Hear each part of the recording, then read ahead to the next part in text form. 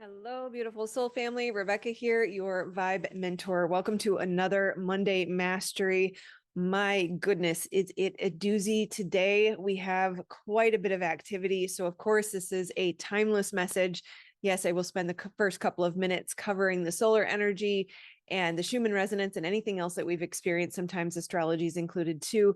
But beyond that, there is a timeless message for you. So, whenever you are coming across this, if it happens to be down the road, go ahead and skip past the first couple of minutes and jump right into the timeless message, because you will find this when you need this. So, as far as the solar weather and the activity outside of our physical bodies right now, which tends to be a lot, and I will apologize in advance if you happen to hear any outside noise. I have done my best to avoid the sawing of the cement that is happening next door all morning long. So if I pause or there's a slight break, that would be why. It's pretty funny because this is indicative of the energy that we're dealing with. So we roll with the punches and we learn to work with it.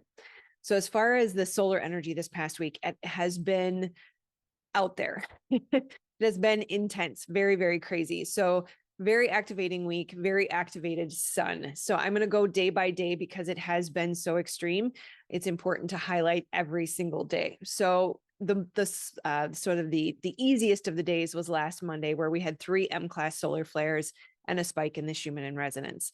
Then on Tuesday, we had 4 M-class solar flares, and we started to see a peak in the KP index. We got up to a KP4 on Tuesday.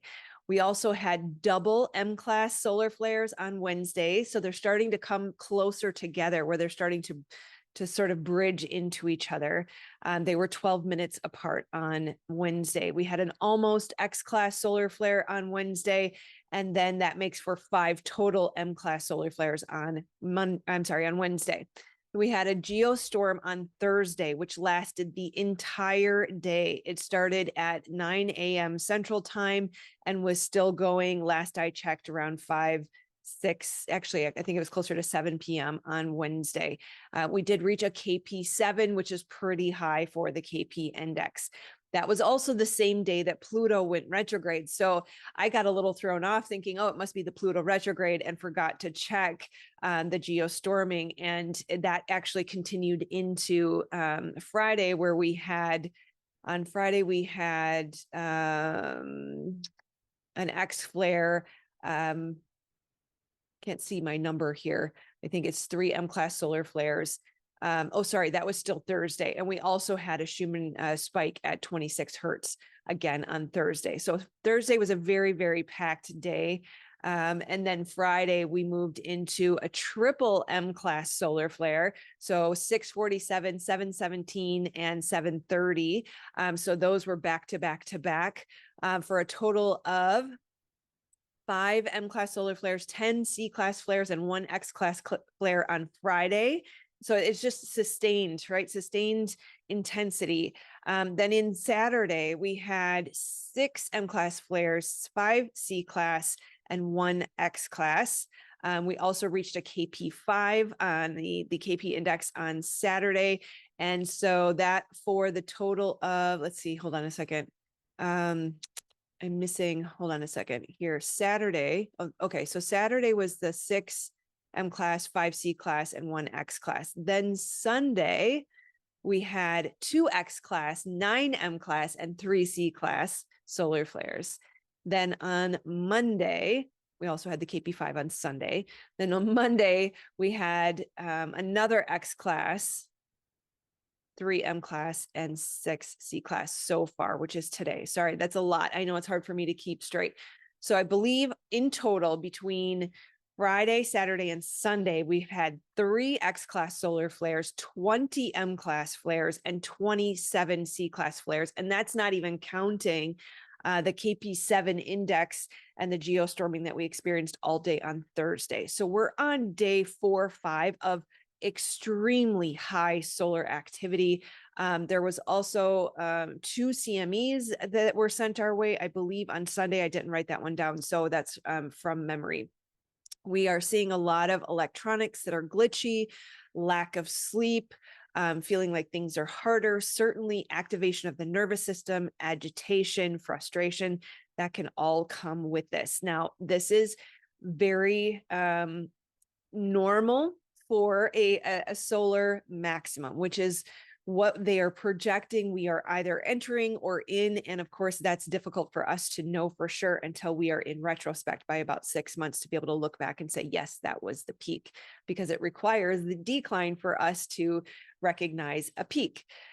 What I find very interesting is a woman that I love to follow. Her name is Ann Tucker. She is on YouTube, so check her out. She channels the angels, and she has been talking, or the angels have been talking about the flash of light that will change everything. And many of us have heard of the flash that has been coming for many years. And it is interesting that this is coinciding with the solar maximum. So solar energy brings information. We are made of light. Our cells transmute light into energy. We are created with a flash of light when the sperm meets the egg. Light is extremely important to our physical beings, as well as our ascending into higher and higher levels of being all that we were intended to be, reaching our highest self and stepping into our purpose and our abundance birthright and all these things. So what I find very interesting is that the angels have been talking about this, in particular, a flash, that there will be multiple flashes, but that one particular flash will be the moment that we look back and say everything has shifted and changed. And I felt that way around the eclipse. And with each of these peaks of intensity and energy, I do feel that things are shifting and changing. That would suggest there's more to come. Now, this past week, it was said that these flashes of light are creating coherence, which is really, really interesting from a psychological and a biological perspective. If you consider heart coherence or your HRV, it is something that we can consciously create, and yet activation, like by, say, the Schumann resonance, or by solar flares, or coronal mass ejections, or a spike in the KP index, can actually create dysregulation in the system. So I found it very fascinating that the angels are suggesting that these experiences will create regulation. And the more I sort of contemplate that and meditate on it, I recognize that as I become aware of solar energy and I start to notice when I feel activated, I start to recognize my agitation. I say, okay, something's got to be done consciously about this. I go outside and I put my feet on the ground for 20 minutes. And I come back feeling renewed. I come back feeling like, okay, I got this. Everything is calmed back down. And so grounding helps our body discharge the excess of electromagnetic energy. We are just like your toaster or your television or your computer has to be grounded in order for the system to be able to properly move through the electromagnetic energy so that we don't fry out. If you don't ground your television, you're going to get a fuzzy channel. And that's kind of what it feels like when we feel dysregulated. We are out of coherence.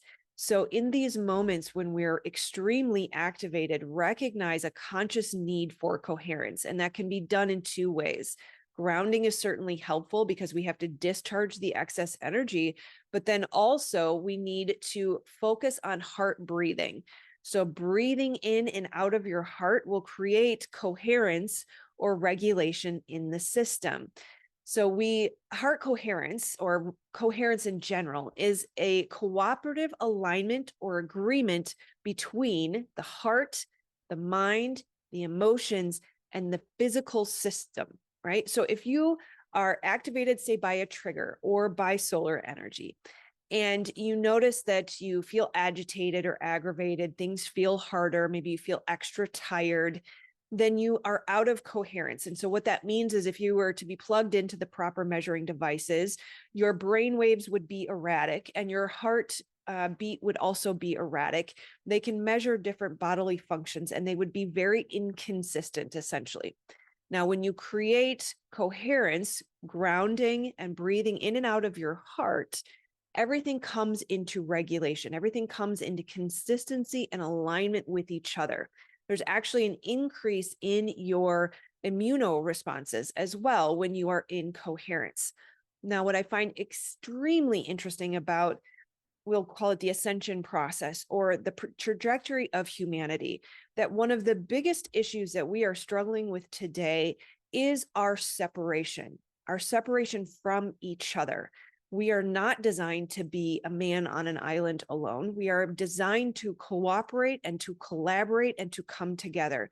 There's phrases like it takes a village in relation to raising children, because we are not meant to do this alone. So many people are in isolation and separation because they're dealing with trauma. They're in a functional freeze state, and it is a relational wound where we have been wounded by others, and that causes us to close within and live in our dysregulated state, preventing us from creating connection with others. Oneness is the solution. Heart coherence is the solution. Coming back to the collective whole, creating community and coming back together is the key. And so we do that by stepping into coherence, by regulating ourselves first. And I love the example of grandfather clocks. If you hang multiple grandfather clocks on a wall and they all swing in different rhythms initially as they're hung in this room together, over time, they will all regulate to each other and swing together. The same thing happens with our nervous systems. This is what happens in the trauma spotting sessions. If you come meet with me, I offer free 30-minute sessions below, link below. What happens is your nervous system will regulate to mine. And so I, knowing how to regulate my own nervous system and come into coherence within myself, then allows your nervous system to sense that safety and regulate to mine. There's more to it. But point being for today, that in our dysregulated society and in the separation, what we need most is coherence within ourselves, so that we then can create a stable foundation for others to regulate to. So these moments of activation and triggering and aggravation, they point to the wounds that we need to heal. They point to the cracks is what came through. Triggers point to the opportunity for growth, and they point to our limiting beliefs. So if something happens, there's a chainsaw out there cutting cement, and I feel like, I've got to record. I need quiet. What is my belief, right? What is my limiting belief? I can't because, or life is difficult, or things are always hard for me. You can look for especially your core wounding or your core program. So we'll all have a lot of different limiting beliefs that come from the wounding and the childhood experiences where the 3, 4, 5-year-old decided this is how life is. Those are, those beliefs can be a little bit easier to address, especially through trauma spotting. But all of us have at least one core program that is especially difficult to shift and change. It will require multiple sessions, and that will be the pervasive issue that you struggle with throughout most of your life. For me, it was a belief that life is difficult for me, right? That I personally have some sort of program or blueprint or design that makes life harder for me. And so that's something that I continue to work on. And these moments of activation and these moments of aggravation bring that within me up to the surface and bring it up and out and says, hey, let's look at this again today.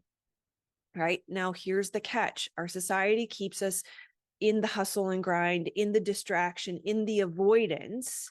And so we look away. I don't want to feel that. I don't want to deal with the difficulty. I can't resolve the saw next door. So I'm just going to look away from it. And the beauty of these moments when it drives us to aggravation or activation that says enough is enough, that's the moment that things change. The I'm done moment where you say, I'm not doing this anymore. What I have always done is no longer working. And so I have to try something new, right? That is when the pain of staying the same is greater than the pain of change. That's when things shift. That's why collectively as humanity, we have to continue to suffer, because we have put ourselves in a position where we have to learn through pain and suffering, because we don't make a shift and change until we get to the I'm done moment. Now, we don't have to learn through suffering. We can choose to shift and change before we get to the point of I can't take anymore. It is up to us. And what we're experiencing collectively as humanity is the result of our You could just call it lack of awareness around how to shift and change things. Nobody taught us that we have to cleanse our emotional body as much as we need to shower and brush our teeth. Nobody taught us how to sit with the body for more than just 10 seconds or 30 seconds, that sometimes we need 20 and 30 minutes a day to sit with the emotions and the sensations in our body. Nobody taught us, and that's okay. We're here now. When you know better, you do better. And that's my purpose here on earth, is to help you see how to do this. We can move into a place of learning by choice instead of learning through suffering. So the question is it bad enough yet? Have you had enough yet? Have you reached your I'm done moment? When collectively a vast majority of us reach that I'm done moment, where we're finally ready to do what it's going to take to get us to move out of this place, that's when things will shift and change, right? If we don't, we will continue to feel the pain. And this is a co-creative process. That means two, not just source, not just me, but both me and source, right? The kingdom of heaven with it is within.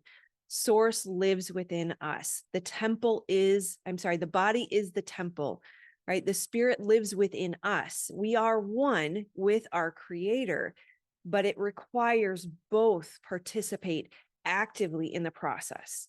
So that means both guidance and action, right? Recently I've been digging into the Essene Gospel of Peace, and there are recommendations around angels to work with, the 7 earthly angels and the 7 heavenly angels. And we commune with one earthly angel in the morning and one heavenly angel in the evening. And there are different ones for each day of the week. And one of them, which happens to fall the evening before the Sabbath day, is the angel of work. We collectively, as a spiritual community, we experienced a lot of trauma. We had very difficult childhoods. We had nervous systems that had reached capacity.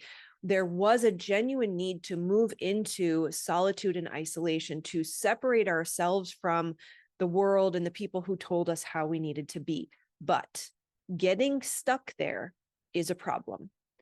We fall into the trap of belief that we cannot handle anymore. We cannot navigate this world, that the normies are too asleep for us to engage with. And that is a trap. That will keep you stuck. That will keep you from shining your light.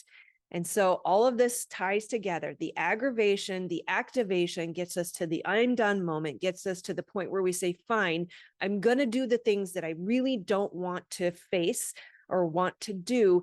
And this is the action, the co-creation with the divine. We receive the guidance that says, hey, you're listening to this video right now. You have been offered a free healing session. This is the exact work that needs to be done so that you can regain your energy, regain your motivation, and start to take actions towards your purpose, shining your light, creating coherence in your body so that you have the capacity to go out and to help others heal and overcome the very things that you came here to experience.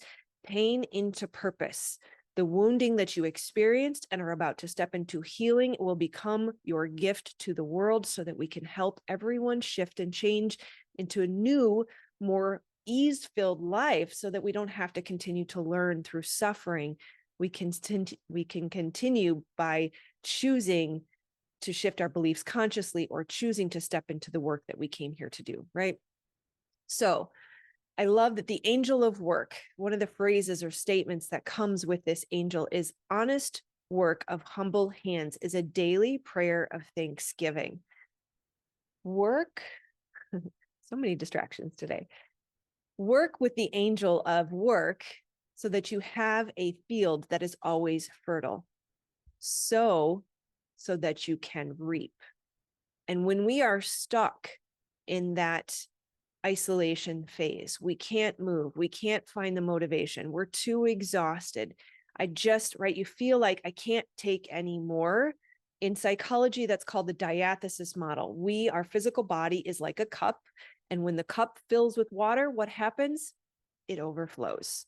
So the healing being in the body, sitting with the sensations in the body, utilizing trauma spotting or somatic experiencing empties your cup so that your nervous system can heal, so that you regain your motivation and your capacity to move through life. Now, if you're in functional freeze, you likely scroll social media a lot. You're likely in constant consumption mode, taking in new ancient wisdom and new practices, probably consuming, but not really embodying the things that you are learning. You'll have a challenge with doom scrolling. Maybe you'll scroll for hours before bed. Maybe before and after you go somewhere, when you get in the car, you're scrolling for 20, 30 minutes.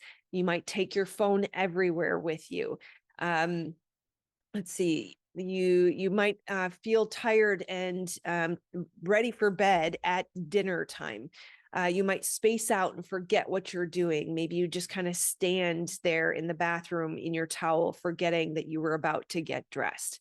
These are all signs of a functional freeze.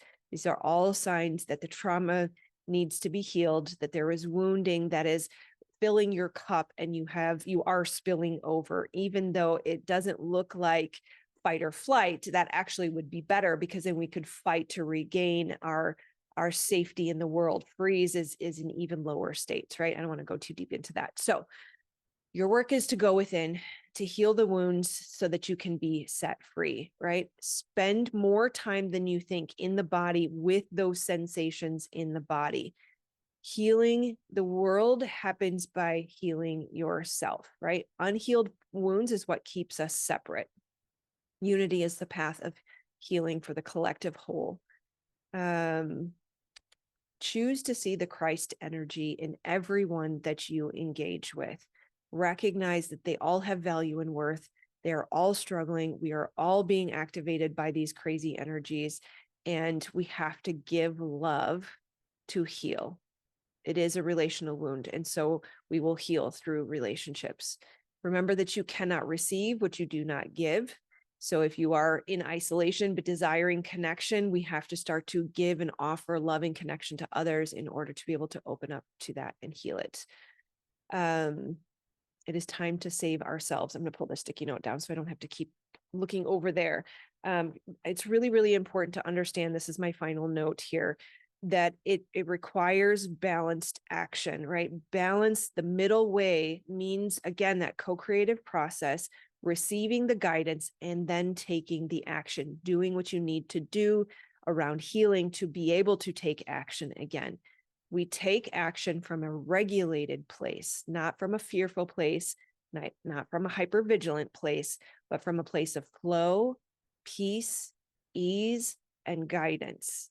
And then once we've taken that action, we come back to rest so that we can be in stillness and receive the next piece of guidance, right? Be with emotions that come up as you try to go through this process until the emotion completes its process on its own. This is how you set yourself free.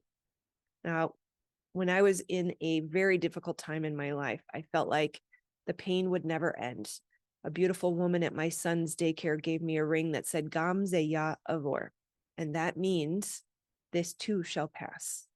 Nothing will last forever if we decide to start taking new action. I love you, my friends. I hope you're doing well. Please do comment below. Let me know how you're experiencing this energy. We are all in this together, and you contribute to the community by showing up and being seen. Authenticity and vulnerability are the avenue or the bridge to connection. If you don't let people see your pain and your struggle, we will suffer alone in isolation. You are not flawed by struggling. You are viewed as strong and admirable for showing up and saying, hey, you know what? This is how it's showing up for me. I love you, my friends, and I will see you on the next one. Namaste.